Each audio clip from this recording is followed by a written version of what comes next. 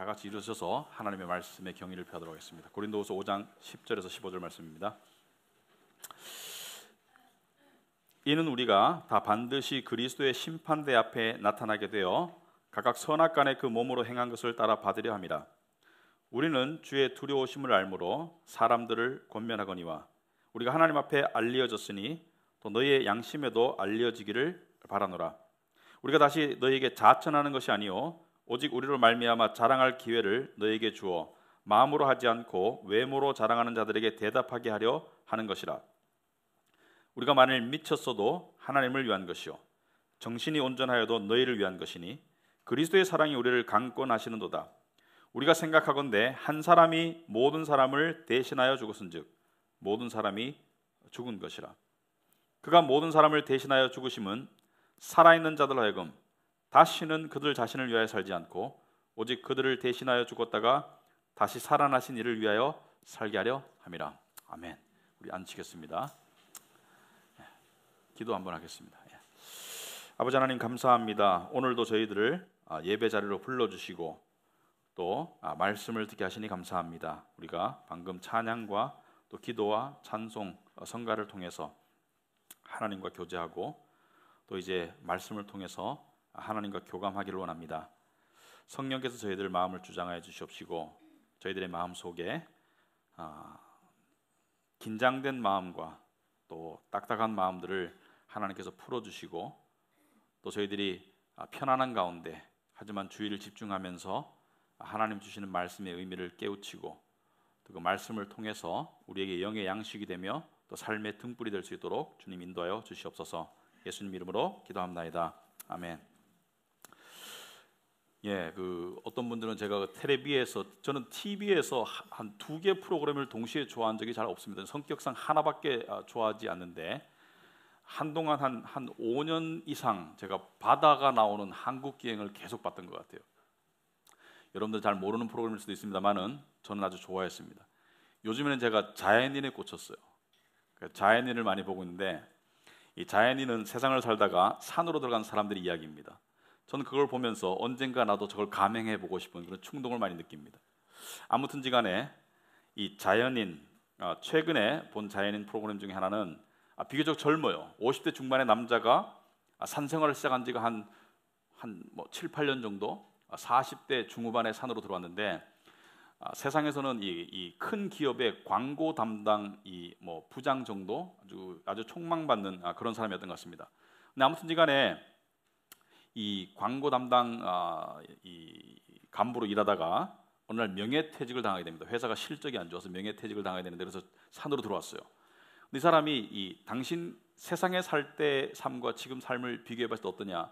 세상에 살 때는 항상 뭔가 채찍에 맞으면서 쫓기는 기분이었는데 지금 산에 와서 사실 명퇴당한 것이 너무나 감사하다 이렇게 얘기하더라고요. 물론 이 숙명적으로 받아들인 이야기인지 모르겠지만은 산에 간다고 쫓기지 않는 법은 없겠죠. 하지만 엄연히 다른 것 같아요. 세상에서는 정말 쫓기듯이 살았는데 이제 산에 들어와 가지고 안 쫓기니까 너무나 자유스럽다, 감사하다. 여러분 현대인의 삶을 보면 상당히 바빠요. 상당히 쫓기는 듯한 마음으로 살아갑니다. 심지어 육신이 쫓길 때도 있지만 육신이 쉬고 있어도 마음이 쫓길 때가 참 많아요. 그렇지 않습니까? 아침에 일어나서 쫓기는 마음으로 변하는데 시간 얼마 안 걸리죠. 그러니까 실제로 일에 가서 쫓기는 삶을 살기 전에부터 마음이 쫓기기 시작해요. 그러니까 마음을 바퀴에 비교한다면 또는 팽이에 비교한다면 뭔가 채찍이 내 마음을 때려요. 그래서 내 마음이 바삐 굴러가도록 만듭니다. 그래서 바삐 굴러가야 안심이 돼요. 그죠? 이상하죠? 바삐 굴러가면 불편하기도 한데 바삐 굴러가지 않으면 안심이 안 돼. 바삐 굴러가야 안심이 돼. 그런데 여러분의 마음의 바퀴에 채찍질을 가하는 것이 무엇인지 생각해 본 적 있습니까? 무엇이 내 마음의 바퀴가 굴러가도록 채찍질을 하고 있는가? 영어로 이런 표현이 있습니다. The driving force in life. 그죠? driving force.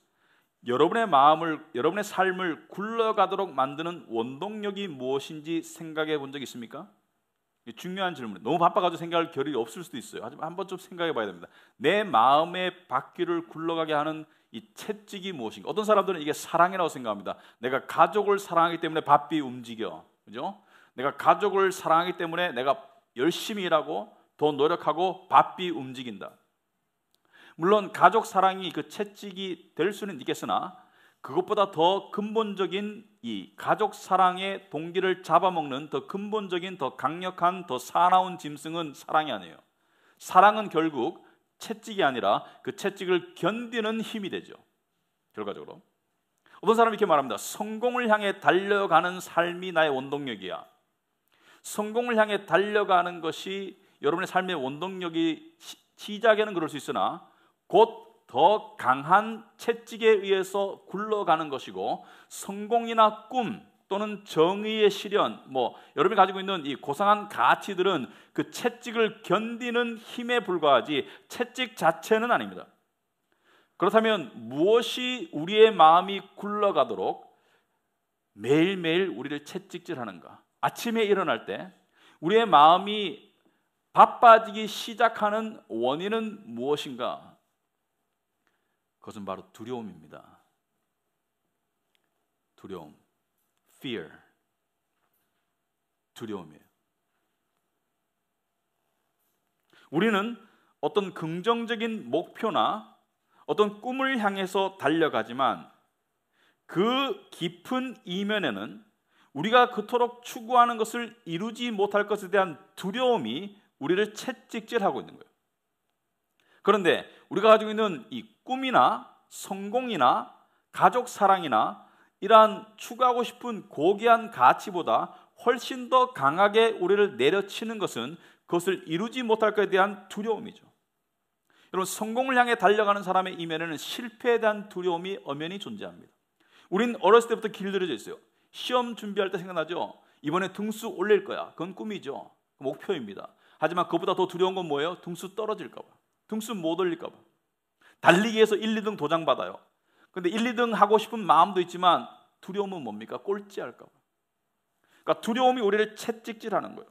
근데 실제로 내가 원하는 어떤 목표를 이루었어도 그 두려움에서 벗어나는 건 잠깐이고, 또 다른 종류의 두려움, 때로는 더 깊은 두려움이 우리를 채찍질하게 되어 있습니다.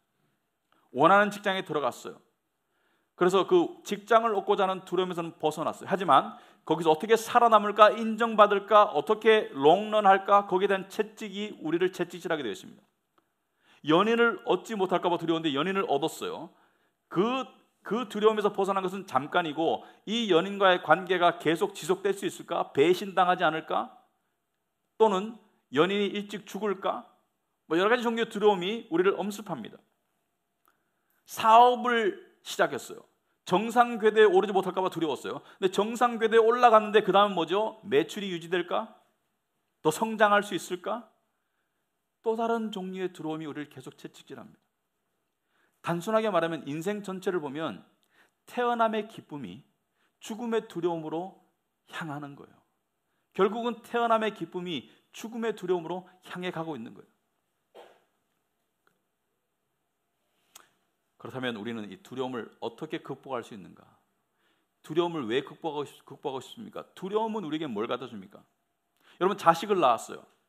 자식이 태어날 때 그 기쁨이지만 태어난 자식을 바라보면서 두려움이 또 엄습해 옵니다. 이 아이가 잘 자랄까? 정상할까?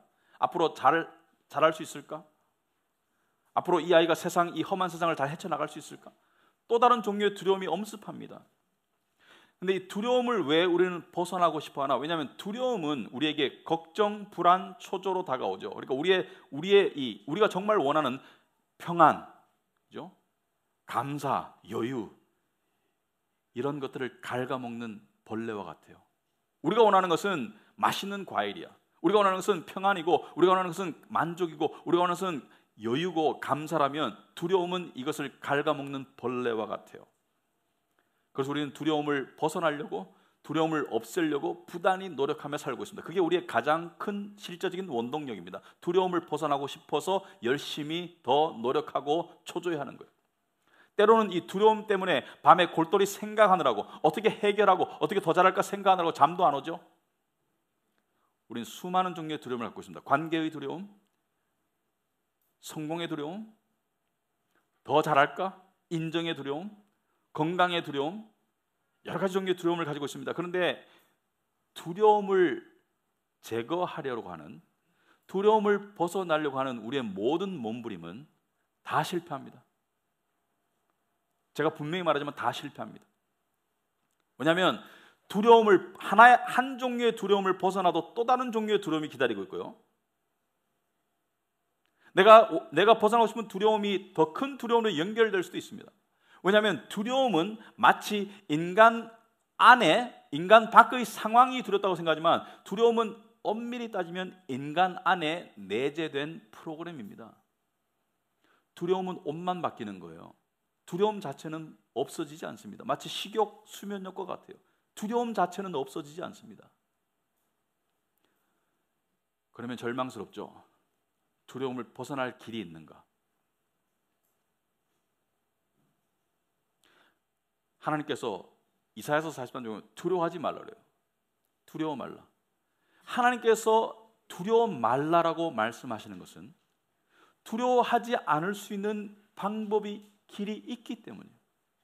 제가 저번에도 말씀드렸지만은 어거스틴이 하나님께서 명령하시는 것은 하나님께서 공급하신다. 하나님께서 두려워하지 말라는 것은 두려워하지 않을 수 있는 방법이 있기 때문입니다. 세상엔 두 종류의 두려움을 벗어난 사람이 있습니다. 첫째는 두려움을 벗어난 척하는 사람들, 두려움을 벗어났다고 착각하는 사람들. 나는 성공했어, 그러니까 세상이 안 두려워. 나는 돈이 많아, 세상이 안 두려워. 천만의 말씀요, 그건 자기 착각에 불과합니다.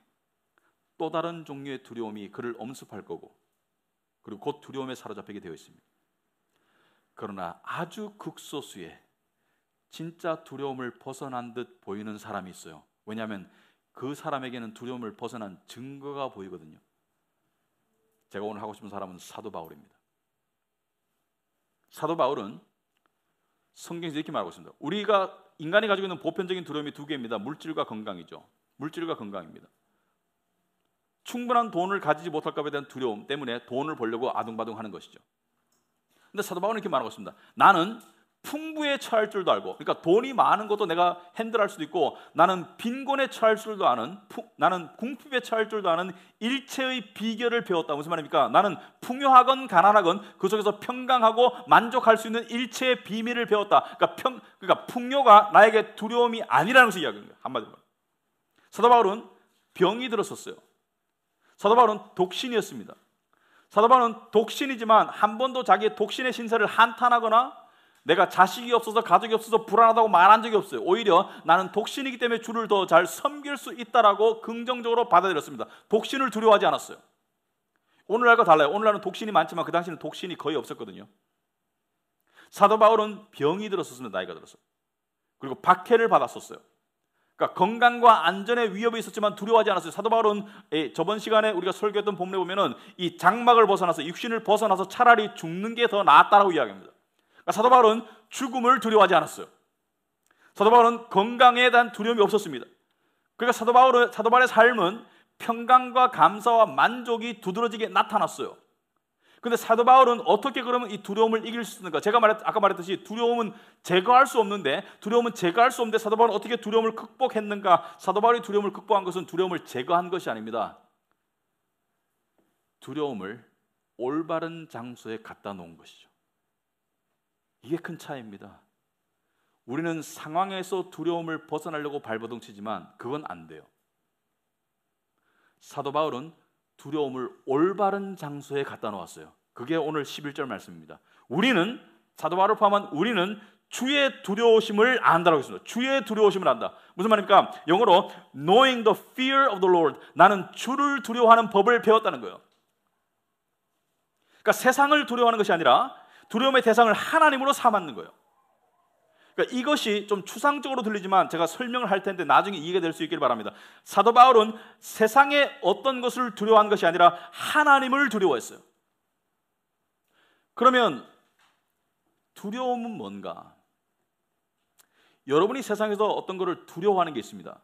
실패할까 봐? 그러니까 그 꼬리에 꼬리를 물고 가면 여러분이 뭔가 의존하는 것을 두려워하고 있는 거예요. 그죠? 의존하는 것. 뭔가 의존하고 싶은데 이것을 못 밀어서 의존하지 못하고 넘어질까 봐 두려운 것이죠. 여러분이 실패를 두려워해요. 그것은 성공을 원하기 때문이죠. 왜냐하면 성공을 의존하고 싶기 때문에. 그래서 두려움은 의존과 연결이 되어 있습니다.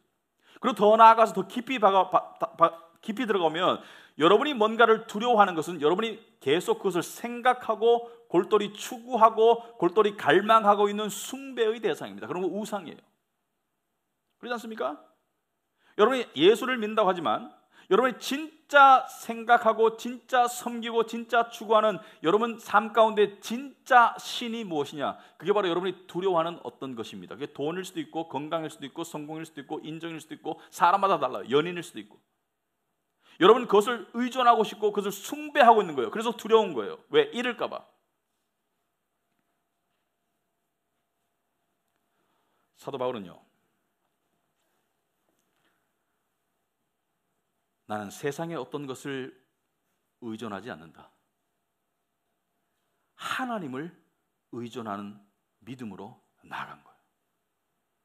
물론 세상의 것들을 누리고 살았지만 음식과 어떤 돈과 관계들을 누리고 살았지만 사도 바울은 그것이 하나님부터 주어지는 복이라는 것을 알았지만 그것을 궁극적으로 의존하고 숭배하지 않았어요. 그게 인간관계든 물질이든 건강이든 생명이든 사도 바울은 명예든 그게 아니라 나는 궁극적으로 하나님을 의존하고 살고 하나님을 숭배하는 것, 그게 바로 하나님을 두려워하는 거예요. 그런데 두려움에 관한 영적인 원리가 있습니다. 여러분 성경에요, 인간에게 내재된 본능적인 갈망들이 있어요. 사랑, 숭배, 믿음, 두려움, 의존. 그런데 이 인간에게 내재된 이 근본적인 인간의 이 가치들 또 갈망들은 이런 다이내믹 속에서 활동합니다. 세상과 하나님이라는 두 양극단 속에서 활동하게 되어 있습니다. 무슨 말이냐면은 사랑을 놓고 볼 때 여러분이 세상을 사랑하는 것과 하나님을 사랑하는 것 양극단 속에 놓여져 있고요. 이 세상과 하나님은 영적으로 봤을 때 서로 상호 배타적입니다. 철저하게 배타적이에요. 이 영적 원리를 알아야 됩니다. 성경 말씀에 예를 들어서 이런 말씀이 있어요. 마태복음 6장 24절에 한 사람이 두 주인을 섬기지 못한다라고 했습니다. 한 사람이 두 주인을 섬기지 못한다. 혹 이를 미워하고 저를 사랑하거나 혹 이를 중히 여기고 저를 경히 여김이라. 너희가 하나님과 재물을 겸하여 섬기지 못한다고 이야기하고 있습니다. 그러니까 한 사람이 두 주인을 섬기지 못한다. 세상의 재물로 대변되는 세상의 어떤 것들과 하나님을 겸하여 섬길 수 없다. 그러니까 세상을 섬기면 하나님을 덜 섬기게 되고 하나님을 더 섬기면 세상을 덜 섬기게 되고 서로 철저하게 서로 배타적이다. mutually exclusive하다. 서로 배타적이다. 그러니까 세상을 섬기는 만큼 세상을 사랑하는 만큼 하나님을 덜 섬기게 되고 덜 사랑하게 된다는 것을 이야기하고 있습니다. 똑같은 맥락에서 요한일서 2장 15절에 이 세상이나 세상의 것들을 사랑하지 말아라. 누군지 세상을 사랑하면 아버지의 사랑이 그 안에 있지 아니하다. 똑같은 이야기하고 있습니다. 이 세상을 사랑하는 것과 아버지를 사랑하는 것, 세상의 사랑과 아버지의 사랑은 서로 배타적이다. 그러므로 세상을 사랑하는 만큼 아버지를 덜 사랑하게 되고 하나님을 사랑하는 만큼 세상을 덜 사랑하게 된다. 두려움도 마찬가지예요. 이 세상이나 세상의 것들을 두려워하지 말라. 이 세상을 두려워하면 아버지의 두려움이 그 안에 있지 않다는 것을 이야기합니다. 바꿔 말하면 하나님을 두려워하는 만큼, 하나님을 더 두려워하는 만큼 세상을 덜 두려워하게 되고 세상을 더 두려워하는 만큼 하나님을 덜 두려워하게 되고, 그러니까 하나님과 세상을 동시에 두려워할 수가 없어요. 사도 바울은 이 둘 중에 무엇을 택했습니까? 바로 하나님을 두려워하는 쪽을 택했다는 거죠. 왜냐, 이게 사도 바울은 지혜로운 사람이거든요. 세상을 두려워함의 결과가 뭐라고요? 걱정과 초조와 괴로움입니다. 속이 타들어갈 것 같아요. 그런데 하나님을 두려워하는 것의 결과는 뭐라고요? 평강과 의와 만족이라는 거예요. 소위 말해서 영적인 쉼이라는 거예요. 그럼 사도 바울은요, 지혜로운 사람이었어요. 어디를 두려워할지를 알았는 거예요. 영적인 원리를 알았고요, 어디를 두려워할지를 알았는 거예요. 그래서 이 잠언 1장 7절에 여호와를 경외하는 것이 지식의 근본이거늘 미련한 자는 지혜와 훈계를 멸시하니라. 여기서 경외한다는 것은 두려워한다는 것을 말합니다. The fear of the Lord. 여호와를 두려워하는 것은 지식의 근본이다. 여호와를 두려워하는 사람이 똑똑한 사람이에요. 세상 사람들은 자기가 똑똑하다고 생각해. 왜? 세상 사람들은 내가 세상적인 방법과 세상적인 이치를 잘 파악해서 내가 세상을 추구하고 있다고 생각하지만 그들은 두려움에 사로잡히게 됩니다. 하지만 사도 바울은요, 그 길이 생명의 길이 아니라는 것을 잘 알고 있었고요.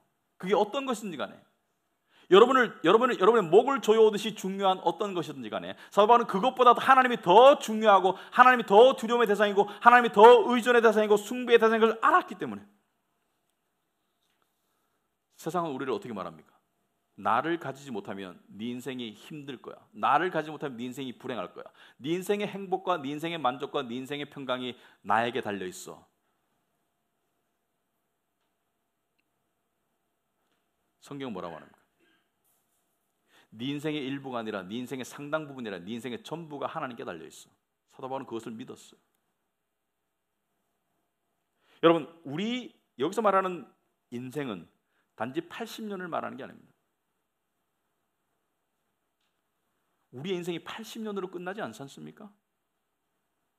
사도 바울은 하나님을 두려워했어요. 왜? 10절에 보시면 뭐라고 했습니까? 오늘 보면 10절에 보시면 이는 우리가 다 반드시 그리스도의 심판대 앞에 나타나게 되어 각각 선악간에 그 몸으로 행한 것을 따라 받으려 합니다. 여러분, 결국 마지막에 가서는 나를 향한 누구의 의견이 가장 중요합니까?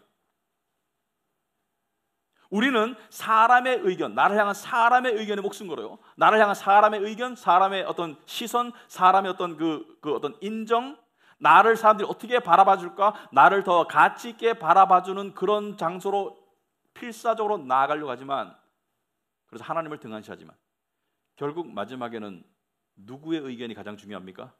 하나님의 의견이 가장 중요하지 않습니까? 사도 바울은 그것을 알고 있었어요. 사도 바울은 세상 어떤 것보다 하나님이 훨씬 더 무한히 더 두려운 존재라는 것을 알고 있었습니다. 여러분, 성경에는요, 이 세상의 두려움과 하나님의 두려움 중에 선택을 강요받을 때가 있던 그런 사람들이 있었습니다. 여러분도 우리도 매일매일 선택을 강요받습니다. 세상을 더 두려워할래? 하나님을 더 두려워할래? 세상은 이렇게 말합니다. 나를 가지지 못하면 네가 위험해. 나를 가지지 못하면 네가 쪽팔릴 거야. 나를 가지지 못하면 네가 무가치해질 거야. 세상 우리를 매일 위협해요. 그러나 다른 음성도 듣고 있습니까? 하나님께서 하실 말씀, 나를 두려워하면 세상을 두려워할 필요가 없단다. 나를 두려워하면 세상을 두려워할 필요, 나를 의지하면 세상을 두려워할 필요가 없다는 하나님의 음성도 들어야 하지 않습니까? 다니엘서 보면 다니엘의 세 친구가 있었습니다. 사드락, 메삭, 아벳느고. 여러분, 풀무불에 던져진, 풀무불이라는 것은 뜨겁게 달궈진 쇠 어떤 단지 비슷한 그 속에 던져진 다니엘의 세 친구 이야기 들어봤을 거예요. 왜 던져졌습니까? 바벨론의 느부갓네살 왕의 신하들이 왕을 꼬셨죠. 다니엘과 세 친구를 죽이려고. 금신상을 만드세요. 그리고 이 모든 악기가 연주할 때 하루에 몇 번씩 모든 악기가 연주할 때마다 금신상을 향해서 절하도록, 그러니까 금신상을 숭배하도록, 금신상을 의존하도록, 금신상을 두려워하도록 만드세요. 그런데 다니엘과 세 친구가 절했습니까? 안 했습니까? 절 안 했어요. 그래서 세 친구가 잡혀옵니다. 사드락, 메삭, 아벳느고 잡혀와요. 그럴 때 느부갓네살 왕이 뭐라 합니까? 내가 너를 풀무불에 던져 넣을 거야. 죽여버릴 거야. 넌 내가 두렵지 않니? 너의 생사 여탈권을 내가 가지고 있어. 내가 너를 죽이려고 풀무불에 던져 넣을 때 누가 내 손에서 너를 건져줄 것 같아? 이것은 어느 개인의 말이 아니라 그 당시에 제국을 지배했던 황제의 말입니다. 근데 이 세 친구의 답변이 참 놀라워요. 당신이 아무리 그렇게 해도 내가 믿는 하나님이 능히 충분히 당신의 손에서 나를 꺼내줄 수 있다. 하지만 그리 아니하실지라도 나는 너를 숭배하지 않겠다. 나는 하나님을 숭배하겠다. 나는 하나님을 두려워하겠다. 여러분의 마음속에, 저의 마음속에 이러한 결단 없이 세상 살아갈 수 없어요. 신앙인으로.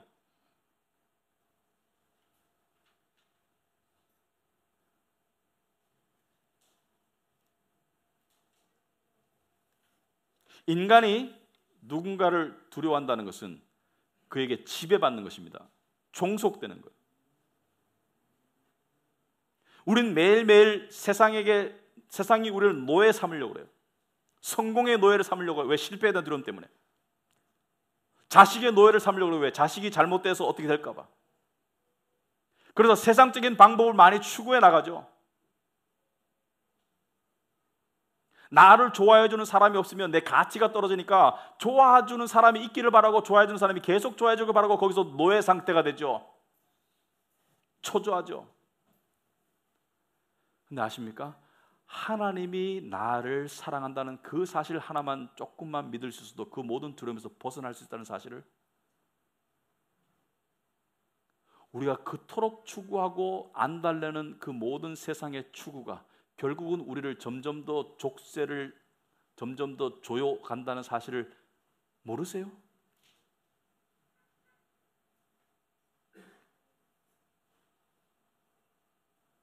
사도 바울은 이렇게 말합니다. 나는 세상의 지배를 거부한다. 나의 삶을 컨트롤하는 분은 세상이 아니라 14절에 그리스도의 사랑이 우리를 강권하시는도다. 영어로 말하면 The love of Christ controls us. 그리스도의 사랑이 나를 컨트롤한다. 무슨 말입니까? 나는 그리스도의 사랑에 의해서 하나님께 지배받을 것이다. 물론 세상의 권위를 순종해야 됩니다. 하지만 세상의 권위를 순종하는 이유가 무엇입니까? 하나님을 순종하기 때문에. 여러분 직장 상사가 여러분의 직장이 여러분의 생사의 여탈권을 가지고 있습니까? 천만에요. 하나님이 허락하지 않으시면 일이 일어나지 않습니다. 하나님이 허락하지 않는 일은 절대로 안 일어납니다. 나는 그리스도가 당신의 몸을 바쳐서 산 하나님의 자녀예요.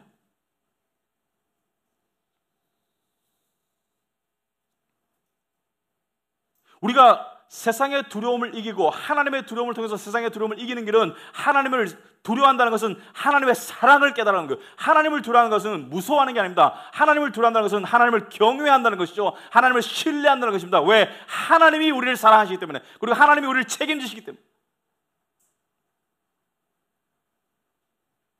소위 나이가 들면 건강염려증이 있습니다. 교인들도 그래요. 건강염려증이 있습니다. 왜? 몸이 점점 부실해지지 않습니까? 그래서 건강에 대한 두려움, 궁극적으로는 죽음에 대한 두려움에 사로잡힐 때가 많습니다, 사람들이. 하지만 그걸 이길 수 있는 길이 무엇입니까? 예수님께서 뭐라 했습니까? 나를 믿는 자는 살아도 살겠고, 나를 믿는 죽어도 살 것이고, 부활을 약속하지 않았습니까? 우리가 세상적인 이 사고와 세상적인 관점으로 두려움을 이기려고 하고 세상 것을 추구하려고 하면 세상이 잘하고 있군, 그렇게 사는 게 맞아. 그런데 우리가 믿음으로 살아가면 세상이 뭐라 합니까? 너 미쳤니? 그 시간에 이걸 해도 모자란데 너 미쳤니? 사도 바울은 뭐라 해요? 그래, 미쳤다. 오늘 본문에 오시면 13절에 우리가 만일 미쳤어도 하나님을 위한 것이다. 세상이 우리를 향해서 미쳤다면 미쳤다 그래. 미쳤어, 내가 미쳤다, 하나님 때문에. 신앙에는 미치는 거예요. 왜? 세상적인 가치관과 사고방식으로 안 살아가기 때문에 세상이 우리를 미쳤다 그러는 거예요. 우린 미쳤어. 하지만 우리끼리는 안 미쳤죠. 그죠? 그죠?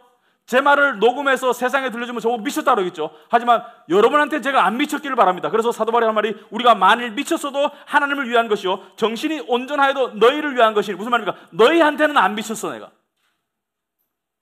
너희한테는 온전한 정신이라고 말하는 거예요. 우리가 얼마나 미쳐야 되는지 아십니까?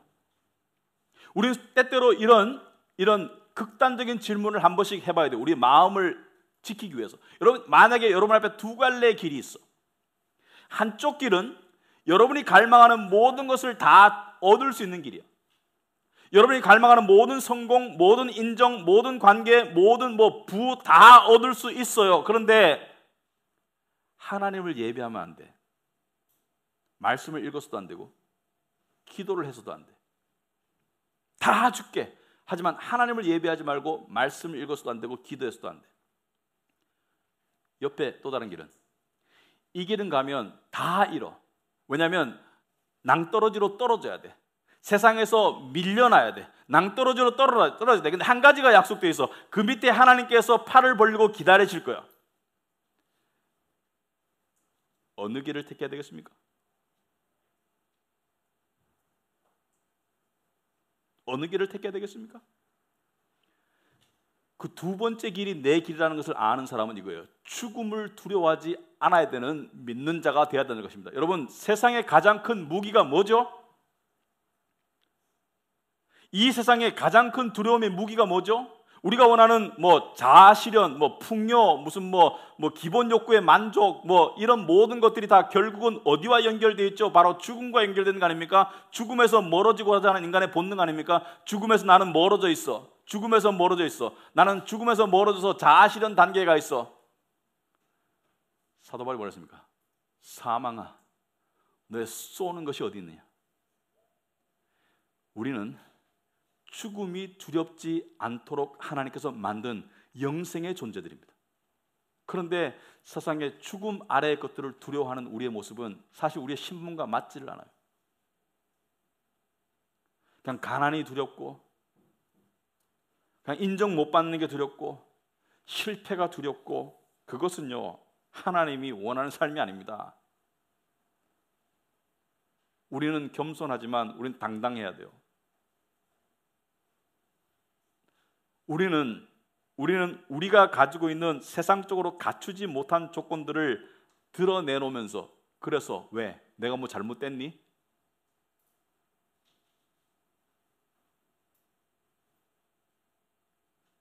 우리는 생각을 해봐야 합니다. 소위 우리가 메뚜기처럼 세상에 쫓겨 살 것인가? 아니면 세상을 정복하는, 세상이 감당할 수 없는 승리자의 삶을 살 것인가? 세상에는 두 종류의 사람이 있어요. 세상을 두려워하는 사람들이 있습니다. 다수가 세상을 두려워하는 사람들이 있어요. 하지만 세상에는 세상이 두려워하는 소수가 존재합니다. 세상이 가진 가장 강력한 무기가 뭐죠? 죽음입니다. 죽음. 세상은 죽음이라는 강력한 무기 위에 풍요와 안락과 많은 것들로 우리를 두렵게 만들어요. 너 이거 필요하지? 너 이거 있어야 되지? 없으면 죽지? 곤란하지? 나 따라와? 세상이 이렇게 하는 거 아닙니까? 그러나 세상이 두려워하는 사람은 어떤 사람입니까?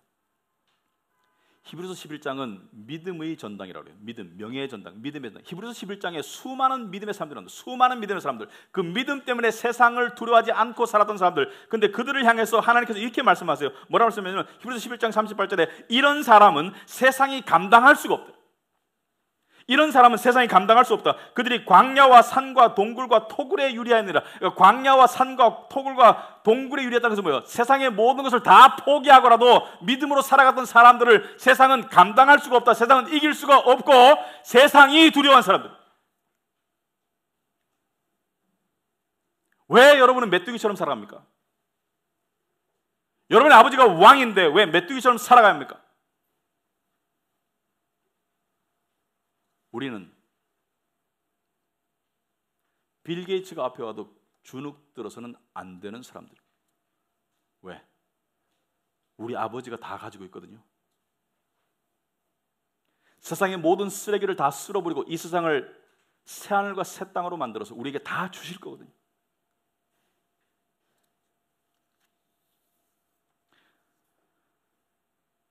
결론적으로요, 또 두 종류의 사람이 있습니다. 늘 쫓기는 사람이 있어요. 세상의 두려움에. 그러나 무언가를 쫓아가는 사람이 있습니다. 근데 이 무언가를 쫓아가지 않으면 쫓기게 되어 있어요. 세상에는 중간지대가 없습니다. 여러분이 무언가를 강하게 쫓아가지 않으면 쫓기게 되어 있어요. 근데 세상 사람들은 무언가를 쫓아갈 방향도 없어요. 마치 바다에 거대한 파도가 휩쓸려 올 때 많은 사람들이 거기서 그냥 바다에 파묻히고 바다에 처박히고 바다에 두드려 맞고 허우적거릴 때 서핑은 하는 사람들은 그 파도를 좋아합니다. 왜? 그 파도를 통해서 날아 올라가기 때문에. 그 파도를 즐겨요. 무슨 말을 하느냐? 세상의 많은 걱정거리와 위협거리와 세상의 많은 유혹들을 통해서 세상은 우리를 때려요. 세상은 우리를 두렵게 만들고 우리를 길들이고 우리가 세상의 노예가 되도록 만들어요. 그 세상의 파도의 힘으로. 하지만 우리는 영적인 서퍼가 될 수 있습니다. 영적인 서핑을 해서 그 세상의 두려움의 조건들을 통해서 우리는 누구를 추구할 수 있습니까? 우리는 하나님을 추구할 수 있어요. 구체적으로 말하자면은 세상이 이렇게 말합니다. 너 이거 가졌어? 너 이거 이루었어? 너 이거 없잖아? 그럴 때 우리는 어떻게 그걸 이길 수 있습니까? 나도 열심히 해서 이룰게. 10년 안에 해볼게. 못 이깁니다. 우리의 방법은 뭐예요? 난 그걸 타고 넘어서 더 높은 곳을 향해 나아갈 거야. 사도 바울이 빌립보서 3장 14절에 표대를 향하여 그리스도 예수 안에서 하나님이 위에서 부르신 부름의 상을 위하여 달려간다라고 말하고 있습니다. 여러분, 예수 믿는 여러분에게는 하나님께서 예비하신 상이 있습니다. 하나님께서 예비하신 여러분의 필요한 모든 것들이 예비되어 있습니다. 그리고 그 하나님께서 네가 이 세상에 살아가는 동안 내가 너를 지키고 내가 너를 보살피고 내가 너의 필요를 공급한다고 약속했습니까? 안 했습니까? 너희는 마음에 근심하지 말라고 했습니까? 안 했습니까? 공중에 나는 새도 먹이 싫은데 내가 너희를 보살피지 않겠냐고 했습니까? 안 했습니까? 이사야서 43장에 네가 물을 지나갈지라도 물에 잠기지 않을 것이고 네가 불을 지나갈지라도 타 죽지 않을 것이고 내가 너를 지명하여 불렀다고 했습니까? 안 했습니까? 여러분, 세상을 두려워하는 것보다 하나님을 두려워하는 게 훨씬 더 좋습니다. 왜냐하면 하나님을 두려워하는 것은 복이지만 세상을 두려워하는 것은 저주가 될 것입니다. 하나님을 두려워하고 싶은 자, 하나님을 찾기 바랍니다. 하나님을 두려워하고 싶은 자는 하나님을 예배하고 하나님의 말씀을 통해서 기도를 통해서 하나님을 찾기 바랍니다. 그러면 세상의 두려움이 점점 더 줄어들 것입니다. 기도하겠습니다.